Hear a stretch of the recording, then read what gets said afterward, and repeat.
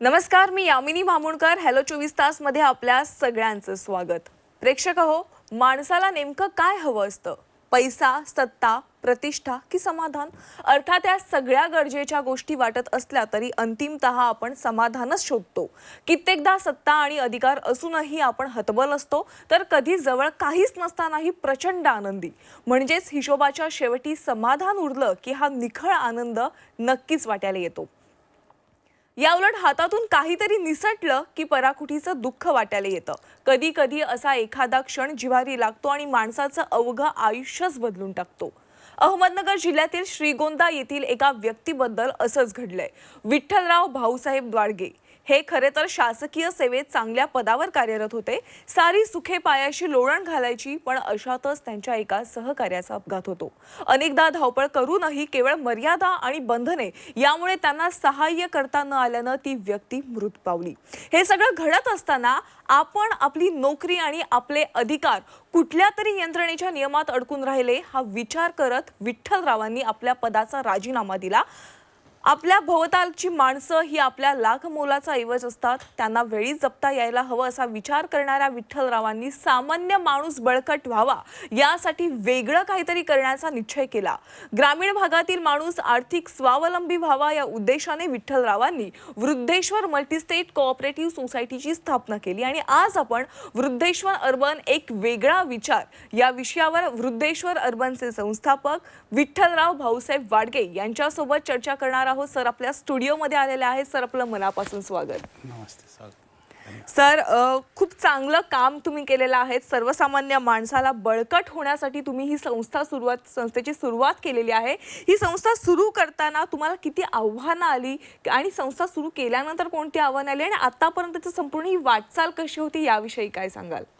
मी संस्था स्थापन करता वेळेस मी अगोदर शासकीय सेवेत असताना मी ग्रामसेवक कंची पतसंस्था ही 25 वर्ष चालवली. ही संस्था चालवत असताना त्याचे 1200 सभासद, त्याच्यानंतर त्याच्यात असलेल्या मर्यादा, त्याच्यानंतर असलेले हे सगळे बंधनं यायचे. बंधनं त्याच्यानंतर अडीअडचणी येत असताना आणि मी मुळातच ग्रामीण भागात काम करायचो. आणि ग्रामीण भागातला हा जो लोकांचा ग्रामीण भागातल्या शेतकऱ्यांना आपल्याला सेवेत असून अडचणी येतात, तर ग्रामीण भागातल्या शेतकऱ्यांना किती अडचणी येत असतील, ग्रामीण भागातल्या लोकांना किती अडचणी येतील, त्याच्यावर मार्ग शोधण्यासाठी मी वृद्धेश्वर अर्बन मल्टीस्टेटची स्थापना केली. आणि त्या स्थापनेतून जोपर्यंत आपल्याला सर्वसामान्य लोकांपर्यंत कसं पोहोचता येईल हे मी ध्येय पुढं ठेवलं. त्याच्यापुढं ठेवत असताना आव्हानं फार होते की त्यावेळेस म्हणजे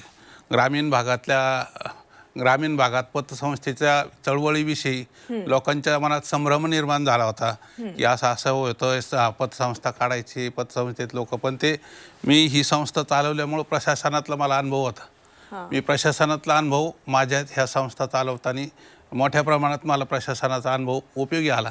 आणि ज्या खालचा घटक त्याला मदत करता येईल हे हेतू डोळ्यापुढे ठेवल्यामुळं माझा हेतू चांगला असल्यामुळे मला ह्याच्यात संस्था स्थापन करण्यात अडचणी आल्या, पण त्या अडचणीतून पूर्णपणे मार्ग निघाला आणि संस्था स्थापन झाली.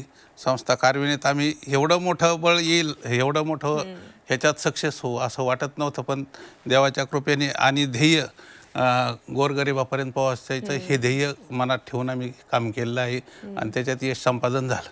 नक्कीच, म्हणजे तुमचा हेतू चांगला होता म्हणून हे काम करता आलं. नक्कीच सर. पण कोणताही व्यवसायात म्हटलात ना की सगळ्यात महत्त्वाचं असतं ते म्हणजे लोकांचा विश्वास संपादन करणं, आणि तो तुम्ही कसा केलात? विश्वास संपादन करण्याच्या बाबतीत की आम्ही सुरुवातीला लोकांच्या सभासद होता नाही की असं करू, हे काम करू, ते काम करू, आश्वासनं देतो. पण ते आश्वासनं प्रत्यक्षात कृतीत आणले गेले. त्याच्यामुळं लोकांनी आज आमचे जवळजवळ 46,000 सभासद आहेत. एवढ्या 46,000 सभासदांनी विश्वास आपल्यावर टाकला. आणि त्यांच्या जो विश्वास टाकला त्या विश्वासाला आपण कुठं तडा जाऊन नाही दिला.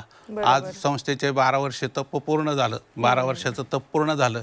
ह्या 12 वर्षात आम्ही सामाजिक काम तर करतच आलो, पण लोकांच्या माझ्यावर असा प्रसंग आलता की रात्री 11 वाजता मला फोन आला की त्या लेडीचा फोन होता की म्हणे की माझे मिस्टर आजारी आहेत आणि त्यांना पुण्याला दवाखान्यात घेऊन जायचं. पुण्याला रुबी हॉस्पिटलला दवाखान्यात घेऊन जायचं आणि तुमच्याकडे पैसे आहेत पण आम्हाला पैसे आता इथं उपलब्ध नाहीत, आम्हाला दवाखान्यात पैसे कसे जातील. ती लेडी घेऊन गेली दवाखान्यात, पण मी आमच्या पुण्याच्या शाखेला फोन करून सांगितलं की तिथं ते 1-1:30 वाजेपर्यंत येतील, तोपर्यंत आपला माणूस तिथं पैसे घेऊन पाहिजे. तर तो गाडी यायच्या अगोदर आमचा माणूस तिथं पैसे घेऊन होता. तो माणूस त्याच्यानंतर त्याच्यावर उपचार झाले.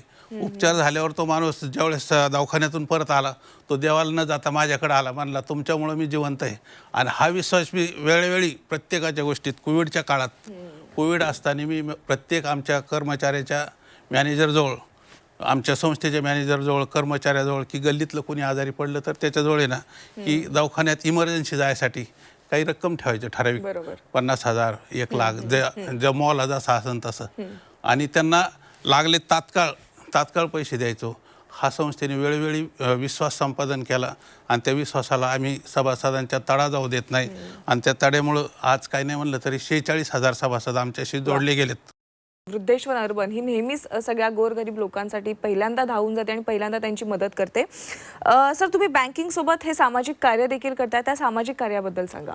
सामाजिक कार्य आम्ही ज्यावेळेस संस्था स्थापन केली, सामाजिक कार्य केलं, तर हे सगळं ग्रामीण भागात काम चालतं. ग्रामीण भागात चालतं. शहरी भागात आमच्या शाखा थोड्या आहेत, पण ग्रामीण भागात आम्ही सुरुवातीला ज्यावेळेस महिला बचत गट स्थापन केले, की महिला बचत गट असे बचत गट आहेत की ते आजही आम्हाला जवळजवळ 10 वर्ष झालं आमच्याशी जोडलेले आहेत. ते बचत गट असे आहेत की ते लोक कोणत्याही बँकेत जाऊ शकत नाहीत. त्यांना झोपडी, त्यांच्या आता ते आमच्या ह्याचे थिटी सांगवी, चवर सांगवी आदिवासी समाजाचे लोक आहेत, पण त्यांना पण आम्ही बचत गटाद्वारे कर्ज दिलं. आणि बचत गटाद्वारे कर्ज दिल्यावर ते जोडले गेलेत, आजपर्यंत जोडले गेलेत बचत गटाचे. आणि असे आमचे जवळजवळ 12-12.5 हजार गट तयार झालेत. आणि त्या गटातून एकदम ग्रामीण भागात आम्ही जोडले गेलो. त्या लोकांशी आमची जिव्हाळ्याची बँक झाली की ते कधी पण आम्ही त्यावेळेस त्यांना काय करतो की दिपोळीला कर्ज देतो. दिपोळीच्या अगोदर म्हणजे ते दिपोळीला उपयोग येतं. आणि जून महिन्यात कर्ज देतो. जून महिन्यात कर्ज दिलेलं ते त्यांच्या शाळेतल्या मुलांना कर्ज उपयोग येतं. त्यानंतर शेतीच्या कामाला बी भरण्यासाठी त्याचा उपयोग होतो. आणि ते आम्ही परत ते जून अखेर भरल्या जातं. दिवाळीच्या टायमाला दिलेलं कर्ज पण दिवाळीच्या अगोदर 12 महिन्यात आमचं वसूल होतं.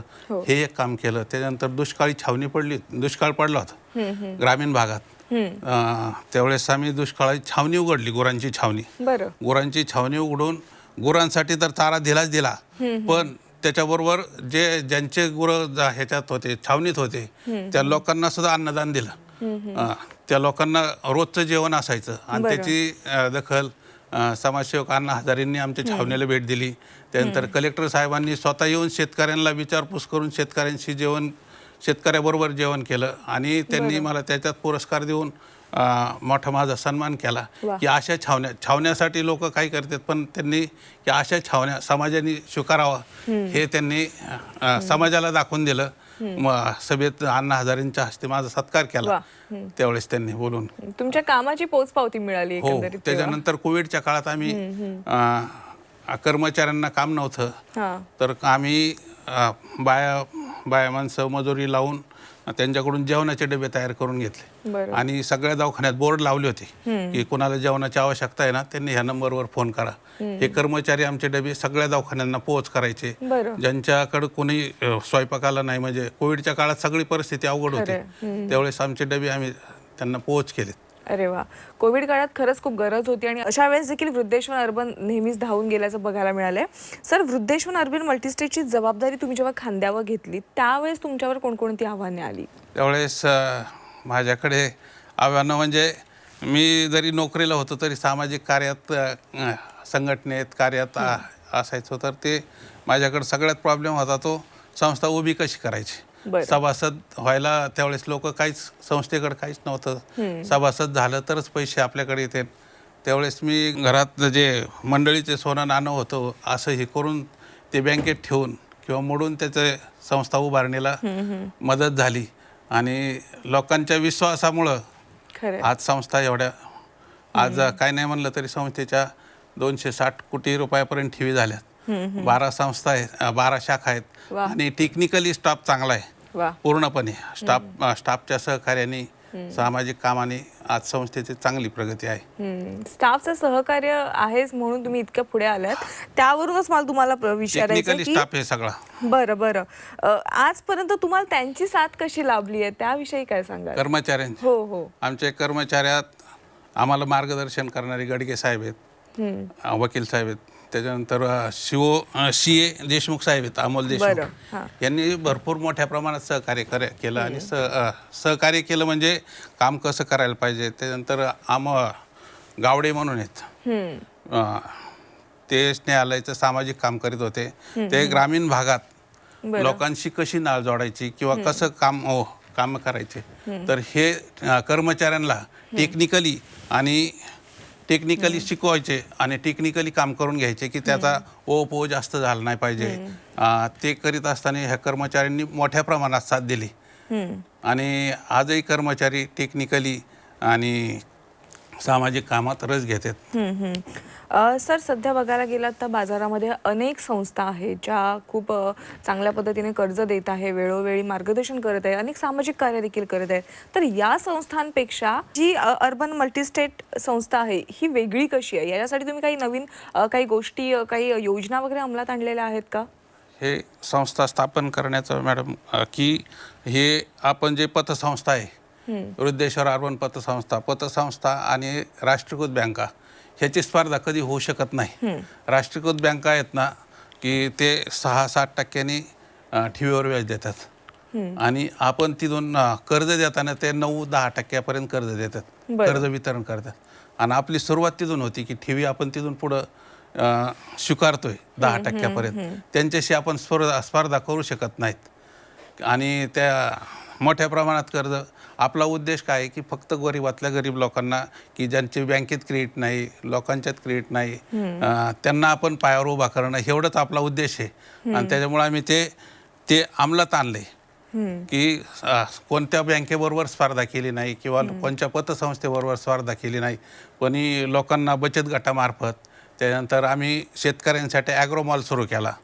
एक संस्थेला उत्पन्नाचे साधन आहेत ना, हे वेगळे केले. त्यानंतर कृषी उत्पन्न बाजार समिती काढली. त्या कृषी उत्पन्न बाजार समितीने आमचा एक उद्देश असा व्हायचा की शेतकऱ्यांना आहे ना खतं औषधं लागतात, ते खतं औषधासाठी त्यांना दारोदार हिंडावं लागतं, कर्ज काढावं लागतं, तर ते आम्ही आमच्या मार्फतच विकलं. आमच्या मार्फतच त्यांचं क्रेडिट तयार केलं, त्यांना शिशी लोन करून दिले. द्राक्षाला, त्याच्यानंतर डाळिंबाच्या ह्या पिकांना मोठ्या प्रमाणात आम्ही कर्ज दिलं. एकरी 4-5 लाख रुपये कर्ज देतो आम्ही. आणि त्यांना त्यावेळेस त्याच्यावर सावकारी कर्ज काढावं लागायचं ह्या शेतकऱ्यांना. तर हे कर्ज उपलब्ध करून दिल्यामुळं शेतकरी, बँकेकडे ज्यांचं क्रेडिट नाही असे सुद्धा शेतकरी चांगल्या प्रमाणात हे झाले. आणि संस्थेला उत्पन्नाचे साधनं केले की आमचा पैसा शेतकऱ्याकडे गेला पाहिजे की तो शेतकरी आपल्याकडे परत पैसे रेग्युलर भरील. त्यामुळे आमचं थकबाकीचं प्रमाण फार कमी झालं. बचत गटांच्या आम्ही ही सिस्टीम लावल्यामुळं बचत गटाच्या बाकीचे थकीत राहतात, पण आमची ही सिस्टीम आहे ना, जूनमध्ये कर्ज वाटायचं. एकदम आम्ही कार्यक्रम घेऊन कर्ज वाटतो, मोठाले कार्यक्रम घेतो महिलांचे, त्याच्यात कर्ज वाटतो. त्यानंतर दिवाळीला सुद्धा कार्यक्रम घेऊन फराळ वाटून एक लक्ष्मीचं रूप म्हणून आम्ही त्यांना कर्ज देतो. आणि कर्ज देतो, मिठाई देतो, साखर वाटप करतो आणि त्याच्यात कर्ज देतो परत. आणि त्या महिला सगळ्या आजपर्यंत दिपोळीला आमच्या कर्ज त्या महिन्याच्या अगोदरच सगळं कर्ज नील करतात. आणि त्याच्यातून आम्ही इतर बँकेप्रमाणे ज्या संस्था आहेत त्या साधारणतः 28 ते 35% व्याजाने कर्ज देतात. आम्ही मात्र 18 ते 22% कर्ज देतो. त्याच्यामुळे हप्ते कमी आहेत, रेग्युलर महिला आहेत, कायम जोडलेल्या आहेत. आणि त्या महिलांनी आतापर्यंत आम्हाला चांगले हजारो महिला जोडल्या गेल्यात, ते थकीत राहत नाहीत. नक्कीच. असं मगाशी तुम्ही उल्लेख केला की वृद्धेश्वर अर्बन संस्थेच्या 12 शाखा आहेत, त्यामुळे सभासद देखील तितकेच असणार. तर या सगळ्या सभासदांची सुरक्षितता, जो विश्वास आहे, त्यांनी वृद्धेश्वर अर्बन मल्टीस्टेटवर जो दाखवलेला विश्वास आहे त्याबद्दल सांगा. विश्वास आमचे आज मी सांगितलं ना तुम्हाला 12 वर्ष पूर्तता झाली. आणि ह्या 12 वर्षाच्या कालावधीत आमचा टेक्निकल स्टाफ आहे आणि स्टाफने त्याचं नियोजन आम्ही 2-3 महिने अगोदर करतो की दिपोळीला काय लागतं, जूनमध्ये काय लागतं, आणि त्या पैशाची साठवणूक ठेवणं, पैसे त्यांना उपलब्ध करून देणं, हे असे पैशाचा एकही आतापर्यंत आमच्या एकाही शाखेतून की एकही माणूस बिन पैशाचा म्हणजे लागतेच पैसे घ्या असंही नाही झालं, असं झालं नाही. आणि हे सामाजिक काम आणि लोकांचं जे सामाजिक काम करतो त्याच्यावर लोकांचा विश्वास आहे. आणि उत्पन्नाची साधनं तयार करून ठेवलेत शेतीसाठी. त्यांना वेळोवेळी मदत केली, ह्या मदतीचे, त्याच्यानंतर बचत गटामार्फत दवाखान्याचे कामं, हे सगळं मी मदत करतो. त्याच्यामुळे हा विश्वास निर्माण झालेला आहे. हो, नक्कीच. सर, बँकेसाठी कधी पण चांगला कर्जदार मिळणं हे खूप चॅलेंज आहे. तर हे चॅलेंज तुम्ही कसं काय हे केलं? आम्ही चॅलेंज स्वीकारलं ना मॅडम. जे ग्रामीण भागातले शेतकरी आहेत, हे शेतकरी राष्ट्रीय बँकेतून कर्ज काढतात आणि निसर्गाची साथ भेटत नाही. निसर्गाची साथ भेटली नाही, एक वर्ष दुष्काळ पडला, एक वर्ष हप्ते नाही गेले, तर ते सिबिलमध्ये अडचण येते. सिबिलमध्ये अडचण आल्यावर तो थकीत त्याला परत बँक कर्ज देत नाही. तर त्या अशा वेळेस आम्ही त्या शेतकऱ्यांना कर्ज देऊन ते बँकेचे नील करून ते आमच्याकडे रेग्युलर कर्जदार झाले आणि ते आमच्याकडे चांगल्या प्रकारे जोडले गेलेत. नक्कीच. सर, वृद्धेश्वर अर्बनचा व्यवसाय हा दिवसेंदिवस वाढताना बघायला मिळतोय. अनेक ठेवीदार आपल्या सोबत आहेत आणि त्याबद्दल तुम्ही काय सांगाल? अनेक ठेवीदार आमच्या बरोबर आहेत. हे जे आपण काम करतो, हे काम लोकांच्या समोर नजरेत भरतं. आमची कुठं जाहिरात नाही, कुठं बोर्ड नाही. आमचं हे काहीही जाहिराती नसताना सुद्धा आमच्याकडे लोक आकर्षित होते. हे स्वतःचं काम पाहून, सामाजिक काम पाहून, संस्थेचं काम पाहून तरच लोक विश्वास ठेवतात आणि ते मोठ्या प्रमाणात आमच्याकडे जोडले जातात. आणि त्यांच्या शब्दाला, त्यांच्या विश्वासाला तडा जाऊ देत नाही. हे वृद्धेश्वर मोठ्या प्रमाणात काम करते.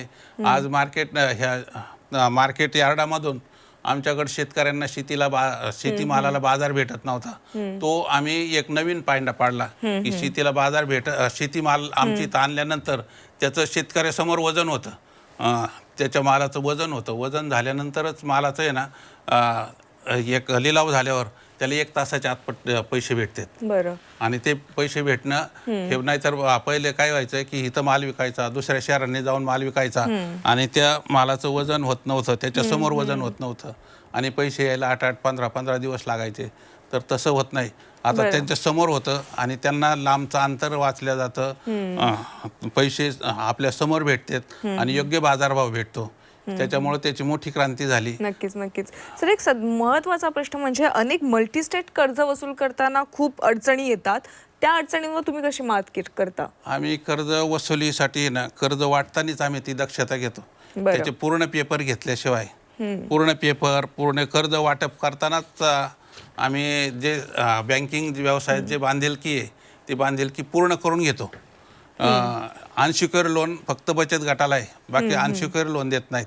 हे मॉर्गेज करून घेणं, कायद्याने जे बंधन आहेत त्याची पूर्तता झाल्याशिवाय आम्ही लोन देत नाही. त्याच्यामुळे आमचं थकबाकीचं प्रमाण नागण्य आहे. सर, ग्रामीण भागामध्ये मल्टीस्टेट जेव्हा डिजिटल रूपांतर होत होती, अशा वेळेस कोणत्या अडचणींना सामोरं जावं लागलं? नाही, हा डिजिटल आम्ही सुरुवातीपासूनच पूर्ण डिजिटल केली. संस्था स्थापनेपासूनच डिजिटल आहे. त्यामुळे आता परत डिजिटल करण्याचा काही विषय राहिला नाही. आमची संस्था स्थापन झाली त्या दिवसापासूनच आम्ही कॅम्प्युटरचा वापर डिजिटल केली आणि डिजिटलचं वेळोवेळी स्टाफला ट्रेनिंग देतो. जे नवीन बदल होतील, आता बदल झाले.